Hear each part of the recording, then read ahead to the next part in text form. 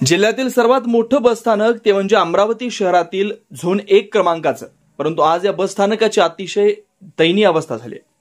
बसस्थानकाची इमारत जीर्ण झाली आहे। अनेक वर्षापासून या बसस्थानकाचं जागेचं प्रकरण कोर्टामध्ये न्यायप्रविष्ट होतं।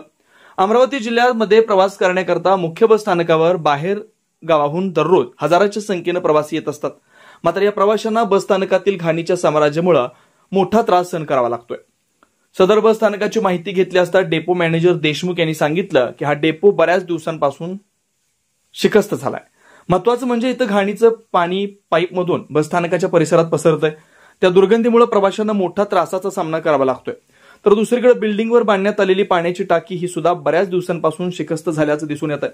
या गंभीर समस्यांसंदर्भात डेपो मॅनेजरच्या वतीनं वरिष्ठांकडे वारंवार लिखित तक्रारी पाठवण्यात आल्या, मात्र वरिष्ठ कार्यालयातून अद्यापही या गंभीर बाबीची दखल घेण्यात आली नाही। भविष्यात या बसस्थानकाची इमारत कोसळली तर मोठी दुर्घटना घडू शकते। मग याला जबाबदार कोण असा प्रश्न आता नागरिकांमध्ये निर्माण झाला। त्यामुळे राज्य परिवहन महामंडळ या गंभीर बाबींची दखल घेणार का हे सुद्धा पाहणं आता महत्त्वाचं ठरणार आहे। या संदर्भात आम्ही वरिष्ठ कार्यालयास म्हणजे आमच्या इकडे जे सिव्हिल सेक्शन असतं त्याला आम्ही पत्रव्यवहार केलेला आहे।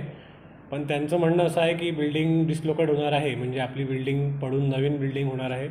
त्या कारणास्तव त्यांनी कोणतेच हे जे सिव्हिल सेक्शनचे कामं आहेत ते कामं अजून त्यांनी केले नाही आहेत। तसंच भरपूर त्या एका पार्सल साईडची भिंत कोसळली आहे, त्या भिंतीसाठी पण आम्ही पत्र दिलेलं आहे। आणि वरची टाकी जी आहे ती क्षतिग्रस्त झालेली आहे, ते पण आम्ही त्यांना सांगितलं आहे की याच्यावर काही तुम्ही डागडुजी करून तात्पुरती ही चांगली करून देण्यात यावी।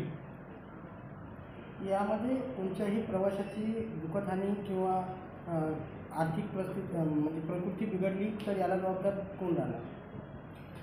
नाही, आपण 2 स्वच्छक आहे आपल्या आगारात। ही जी हे असतं काय म्हणतात त्याला साफसफाई असते, ही एका दिवसातून 3 वेळा केली जाते। तर आजपर्यंत असं काही झालं नाही। पण जी बिल्डिंग क्षतिग्रस्त झालेली आहे त्या बाबतीत सिव्हिल सेक्शनला आम्ही पत्र दिलं आहे, ते त्यांनी ती डागडुजी करून देण्यात यावी। कारण की हे माझ्या अखत्यारीत काम आहे, पण तेवढी पॉवर माझ्याकडे नसल्यामुळे ते वरिष्ठ कार्यालयाशी संबंधित आहे। आपलं नाव? माझं नाव पवन किशोर देशमुख, मी आगार व्यवस्थापक अमरावती 1।